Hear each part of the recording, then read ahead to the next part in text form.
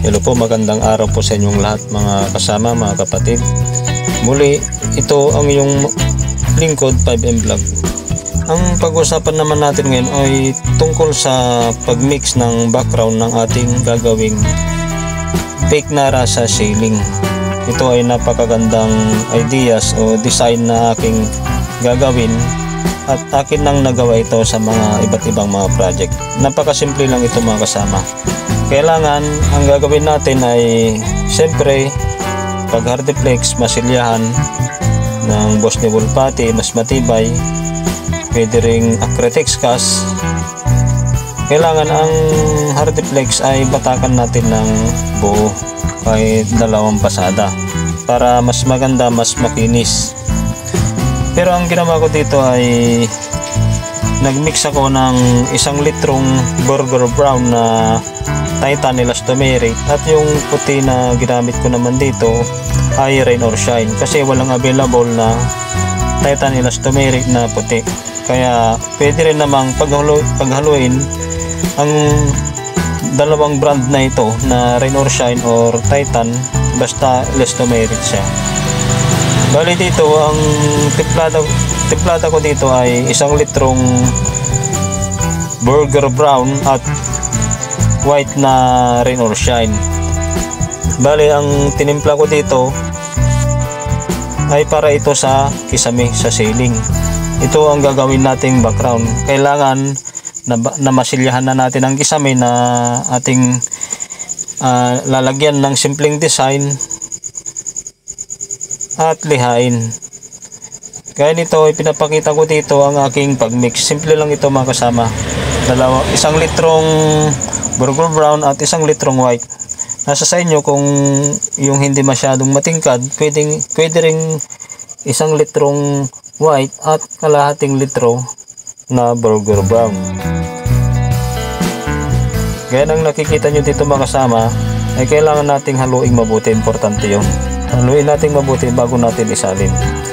At pag pinagsama na natin ang dalawang kulay na ito, ay kailangan din nating haluing mabuti. Yan ang pinapakita ko dyan ay halos 1 litro at 1 litro ring burger brown. Kailangan haluin nating mabuti ito. Itong elastomeric kasi pwede natin itong ipahid kagad. Kailangan ang gagawin natin dito ay puro paintbrush ang ating gagawin. Kasi pag gagamitan natin ng baby roller sa pag background ay pangit ang kalalabasan. Magmukhang bukol-bukol o suha finish kung tawagin. Kailangan sa pag-finish natin puro paintbrush.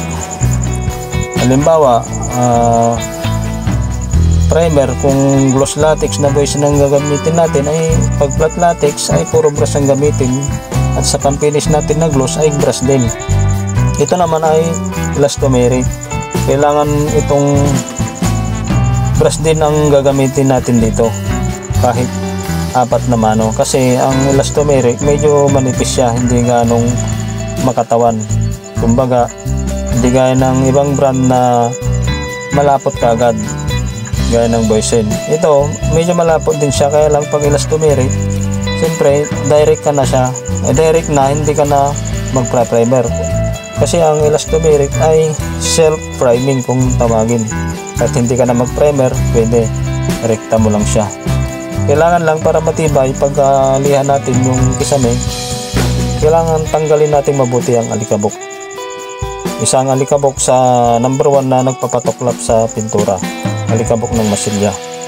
Gaya nung nakikita nyo dito, ito ay na-backgroundan ko na siya. Ito na yung pinaka-background niya, yung tinimpla ko kanina. Kailangan patuyuin mabuti bago natin lagyan ng masking tape. Mas maganda kung kinabukasan na natin lagyan ng masking tape, mas siguradong tuyong-tuyo na siya. Sa gilid linagyan ko ng masking tape at sa paligid ng ilaw na yan. Kasi pagka hindi natin lagyan ng masking tape ay medyo pangit sa paningin pagka basahan lang at kamay ang ating gagamitin. Ang nilagay kong masking tape dyan ay magiging parang lining na rin siya, maganda rin siya tingnan.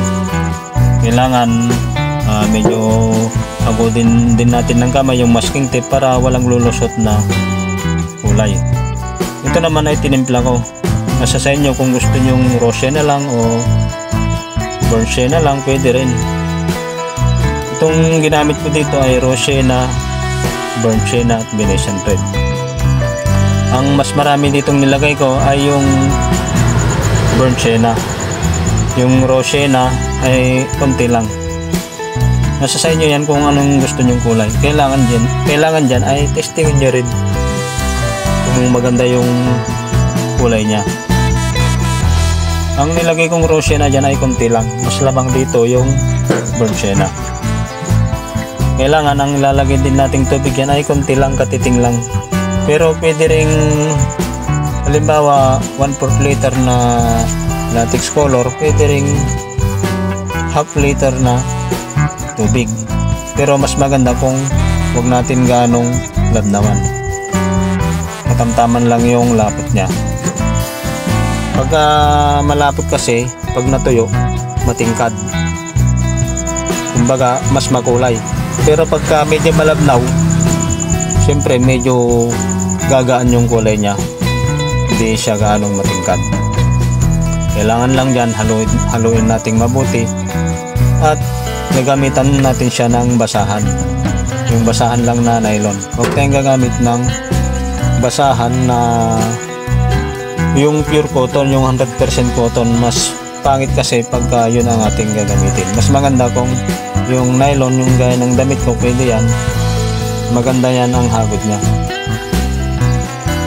Kaya nang sinabi ko kanina, puro paintbrush ang gamitin natin.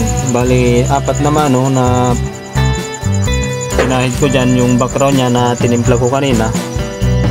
Kailangan dyan, pagka tuyo, pahid, lihain natin ng 120, tapos pagpahid natin ulit, lihain natin para pag nagpahid na tayo ng kulay ay walang sasabit na parang alikabok o parang buhangin yung dumi ng pintura. Ganang nakikita nyo dyan, nagkupit ako ng 2 basahan. Yung isa pampunas sa kamay at yung isa ay yun ang gagamitin kong panghaspe. Napakalinis tignan nito mga kasama, kaya panoorin nyo lang mabuti ang aking gagawin.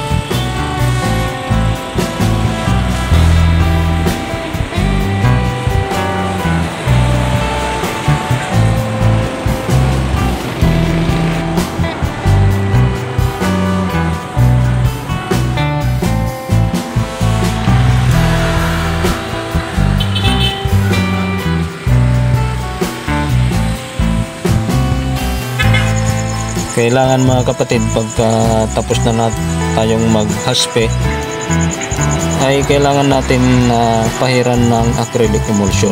Kailangan paintbrush din ang ating gagamitin kahit 2 pasada.